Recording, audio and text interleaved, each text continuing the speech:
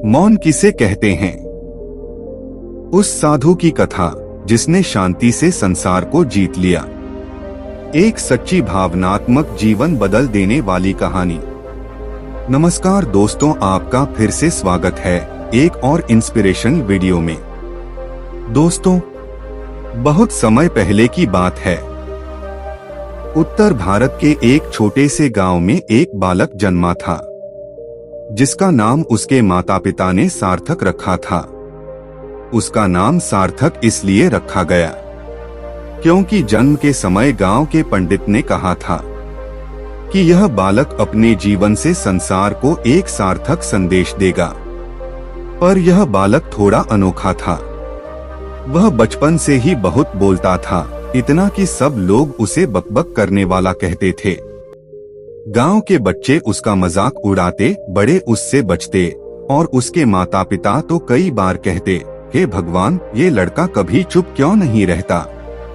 मित्रों, सार्थक जब 2 साल का था तब से वह अपनी तोतली आवाज में सवाल पूछता और फिर खुद ही उनके जवाब भी देता। 5 साल की उम्र तक वह गांव के किसी भी बूढ़े या ज्ञानी से बहस करने में हिचकता नहीं था। वह सोचता था कि ज्ञान का मतलब बोलना है, जवाब देना है, दूसरों को चुप करा देना है। गांव के स्कूल में जब वह गया तो उसके तेज दिमाग की सभी तारीफ करते थे।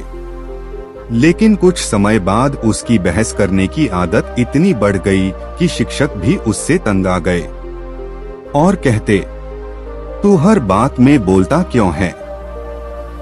एक बार शिक्षक ने गुस्से में एक सवाल पूछा। सार्थक ने तुरंत उत्तर दिया, क्योंकि मौन तो मूर्खों का हथियार होता है। सारा वर्ग हंस पड़ा। लेकिन उस दिन के बाद शिक्षक ने उसे गंभीरता से नहीं लिया। वह धीरे धीरे बड़ा हुआ और उसके साथ उसका घमंड भी बढ़ता गया। उसे लगता था जो बोल सकता है वही जीतता है, जो चुप रहता है वह कमजोर है।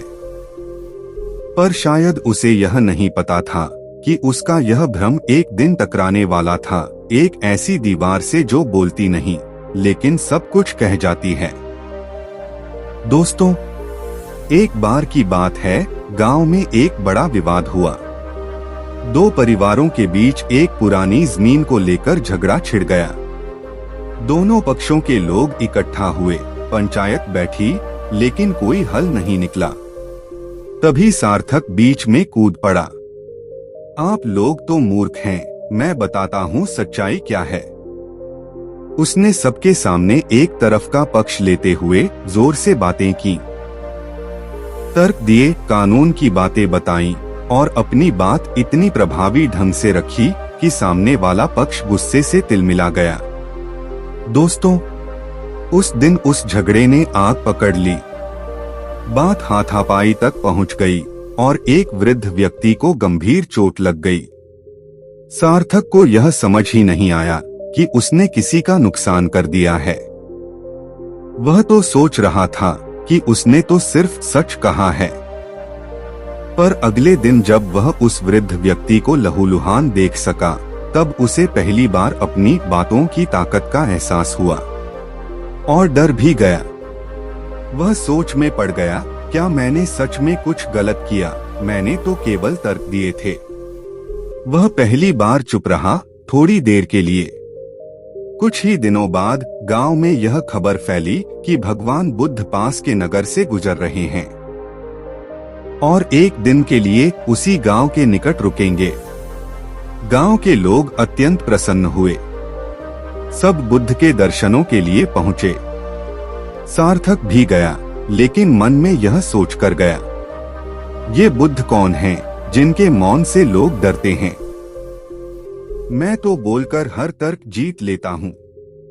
देखता हूँ आज इनसे भी सवाल पूछूंगा। बुद्ध उस दिन एक पीपल वृक्ष के नीचे शांत बैठे थे। चारों ओर भीड़ थी, लेकिन वहां बोलने की मनाही थी। कोई भी उनसे सीधे प्रश्न नहीं पूछ सकता था। केवल उनकी दृष्टि से, मौन से अनुभूति लेनी थी। सार्थक को यह बात खटक गई। क्या ये डरते हैं सवालों से? उसने मन में सोचा। वह वहीं बैठा रहा, बुद्ध की ओर देखता रहा और जैसे जैसे समय बीतता गया वह बेचैन होता गया। बुद्ध शांत थे, उनकी आंखें बंद थीं, उनका मुख पर स्थिरता थी जैसे सागर का शांत तल। अचानक बुद्ध ने अपनी आंखें खोली और सीधे सार्थक की ओर देखा। सार्थक ने उसी क्षण उठकर कहा, हे बुद्ध, क्या आप मौन रहकर सचमुच लोगों को ज्ञान दे सकते हैं? क्या मौन वाणी से श्रेष्ठ है? बुद्ध मुस्कुराए। उन्होंने कुछ नहीं कहा। कुछ क्षण बाद उन्होंने बस हाथ से इशारा किया। पास बैठे आनंद को बुलाया और कहा, इस लड़के को उस साधु के पास भेजो जो पिछले 7 वर्षों से मौन व्रत में है। वह तुम्हें उत्तर देगा बिना एक शब्द कहे। सार्थक को लगा यह तो अच्छा ही हुआ। अब देखता हूँ मौन क्या कर सकता है। कहता हुआ वह अगले दिन उस मौन साधु के पास चल पड़ा। वह एक पहाड़ी गांव में रहते थे, कुटिया में एकांत जीवन जीते थे। लोग उन्हें मौनी बाबा कहते थे। उनकी दिनचर्या थी सुबह नदी किनारे ध्यान, फिर गरीबों की सेवा, पशुओं की देखभाल और जरूरतमंदों को भोजन देना। लेकिन वह कभी नहीं बोलते थे। सार्थक वहां पहुंचा और पहले दिन से ही मौनी बाबा को लगातार चुनौती देने लगा। बोलिए ना, आप जैसे चुप साधु किस काम के? आपके मौन का मतलब क्या है? साधु मुस्कुराते और अपने काम में लगे रहते। दूसरे दिन सार्थक ने और जोर दिया, अगर आप महान हैं तो जवाब क्यों नहीं देते? साधु ने उसे पास बुलाया, उसे एक कटोरे में खीर दी और अपने हाथ से उसे खिलाया। सार्थक एक क्षण को रुक गया। यह क्या जवाब है? अगले कई दिन सार्थक ने साधु को करीब से देखा। वे कभी किसी से नहीं लड़ते, किसी से नहीं उलझते, लेकिन सभी लोग उनसे खिंचे चले आते थे। एक दिन एक किसान साधु के पास आया, फूट फूट कर रोया और साधु ने बिना बोले उसके कंधे पर हाथ रखा। किसान जैसे ही उठा, उसके चेहरे पर एक हल्की मुस्कान थी। सार्थक यह देखकर हैरान था। यह कैसे हुआ? उन्होंने तो कुछ कहा ही नहीं। धीरे धीरे वह खुद भी शांत रहने लगा। पहले 3 घंटे, फिर आधा दिन, फिर पूरा दिन। वह मौन साधु की तरह रहना सीख गया। और तब एक दिन जब वह बिल्कुल मौन था, तभी साधु ने पहली बार उसके कान में धीरे से कहा, अब तू सुन सकता है, अब तू देख सकता है। मौन केवल चुप रहना नहीं है, मौन है भीतर उतरना। दोस्तों, मौन साधु के साथ रहने के तीसरे महीने में सार्थक ने एक रात ध्यान करते हुए महसूस किया कि उसके भीतर अब कोई बहस नहीं चल रही थी। पहले जहां मन में सवालों की आंधी चलती थी, ये क्यों, मैं क्यों हारूं, मेरी बात क्यों ना सुनी जाए, वहां अब सन्नाटा था। वह पहले डर गया। ये कैसी शांति है, जैसे कुछ भी नहीं बचा हो। वह भागकर मौन साधु के पास आया, लेकिन इस बार भी साधु ने कुछ नहीं कहा। बस मुस्कुराकर उसकी पीठ थपथपाई और एक दीपक उसके हाथ में रख दिया। दीपक की लौ स्थिर थी, हवा नहीं थी, कोई हलचल नहीं थी। साधु ने बस दीपक की लौ की ओर इशारा किया और आंखें मूंद लीं। उस रात सार्थक को नींद नहीं आई। वह दीपक की लौ को देखता रहा। सुबह होते होते उसके भीतर यह भाव जागा कि मौन वह है जहां विचार रुकते नहीं और उलझते नहीं। मौन वह है जहां शब्द हैं, लेकिन बोलना जरूरी नहीं। मौन वह है जहां केवल होने का अनुभव होता है। 6 महीने बाद मौन साधु ने अपनी उंगली से धरती पर एक वाक्य लिखा, अब तू लौट सकता है। सार्थक ने कहा, लेकिन अभी तो बहुत कुछ जानना बाकी है। मौन साधु ने मुस्कुराकर हाथ जोड़े और ध्यान में बैठ गए। सार्थक समझ गया, उसकी शिक्षा पूरी हो गई थी।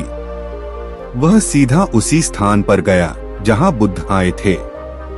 सौभाग्यवश वे पुनः उसी प्रदेश में विचरण कर रहे थे।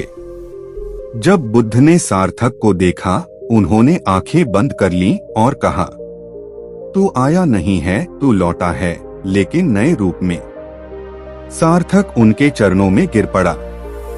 भगवन, मैं जान गया हूँ, मौन में वह शक्ति है जो शब्दों में नहीं।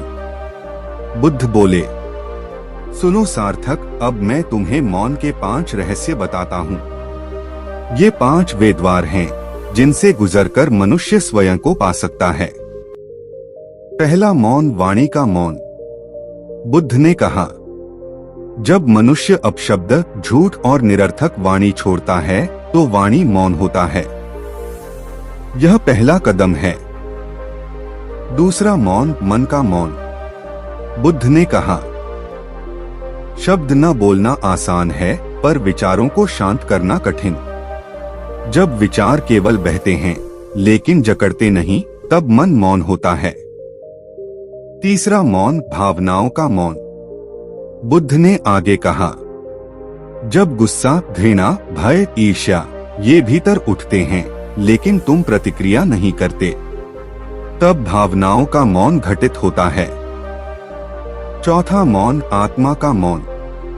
बुद्ध ने कहा, जब तुम मैं और मेरा से मुक्त होकर सब में स्वयं को देखो, तब आत्मा मौन होती है। वहां कोई अहं नहीं बचता। पांचवा मौन, परम मौन।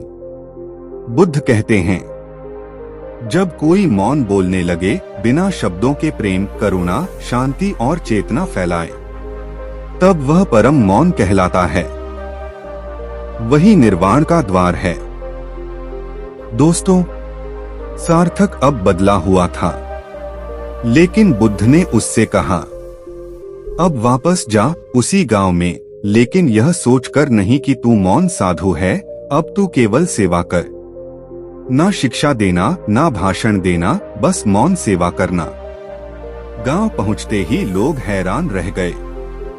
यह वही सार्थक था जो पहले हर किसी से बहस करता था, लेकिन अब वह शांत, कोमल और गंभीर हो गया था। लोगों ने पूछा, क्या हुआ तुम्हें? उसने मुस्कुराकर कहा, कुछ नहीं, बस बोलना बंद कर दिया। और सब सुनाई देने लगा। वह खेतों में किसानों की मदद करने लगा, बीमारों की सेवा करने लगा, गरीबों को अन्न देने लगा, और कभी किसी से ऊंची आवाज में बात नहीं की। धीरे धीरे गांव के बच्चे, बूढ़े और स्त्रियां उसकी ओर खींचने लगे। वह बिना बोले बच्चों को पढ़ाता, बिना बोले रोगियों की सेवा करता, बिना बोले लोगों को मार्ग दिखाता। लोग उसे मौन गुरु कहने लगे। दोस्तों, कई वर्षों बाद वह गांव का सबसे सम्मानित व्यक्ति बन गया। एक दिन गांव में फिर से एक बड़ा विवाद हुआ, ठीक वैसा ही जैसा बचपन में हुआ था। लोग बोले, मौन गुरु आप आइए, आप ही सुलझा सकते हैं। वह गया, शांत होकर बैठा रहा। दोनों पक्षों ने अपनी अपनी बातें रखी। वह कुछ देर आंखें बंद कर बैठा रहा, फिर उठा और बस दोनों पक्षों को गले लगवा दिया। न कोई तर्क, न कोई पक्ष, लेकिन वहां सब रो पड़े। बिना एक शब्द के विवाद समाप्त हो गया। एक बालक ने आकर उससे पूछा, गुरुजी, आपने कुछ कहा नहीं, फिर भी सब मान गए, ऐसा कैसे? उसने बच्चे के सिर पर हाथ फेरते हुए मुस्कुराकर कहा, बोलने वाले तर्क जीतते हैं, मौन रहने वाले मन जीतते हैं। दोस्तों, एक दिन मौन गुरु वृद्ध हो गए। शरीर थक चुका था, लेकिन मन शांत था। उसी पीपल वृक्ष के नीचे जहां बुद्ध से उन्होंने पहली बार प्रश्न पूछा था, वहीं ध्यान मुद्रा में बैठ गए। गांव के लोग इकट्ठा हुए। किसी ने पूछा, गुरुजी, कोई अंतिम वचन? उन्होंने आंखें खोली, आकाश की ओर देखा और कहा, अब मैं मौन को पूरी तरह अपनाने जा रहा हूँ, जहाँ शब्द कभी पहुँच ही नहीं सकते। उन्होंने आंखें मूंदी और उनके मुख पर वही शांत मुस्कान थी। गांव में वह दिन मौन दिवस के रूप में मनाया गया। वर्षों बाद जब लोग बोलने की होड़ में थक चुके थे, शोरगुल में घुट चुके थे, तब वे एक ही बात दोहराते थे, मौन गुरु की तरह बनो, जो बिना बोले सब कुछ कह गया। दोस्तों, आपको ये महात्मा बुद्ध की मोटिवेशनल कहानी कैसी लगी, कृपया कमेंट करके जरूर बताएं। और ऐसी ही इंस्पिरेशनल वीडियो देखने के लिए हमारे चैनल बुद्ध ज्ञान को सब्सक्राइब जरूर करें। नमो बुद्धाय नमः।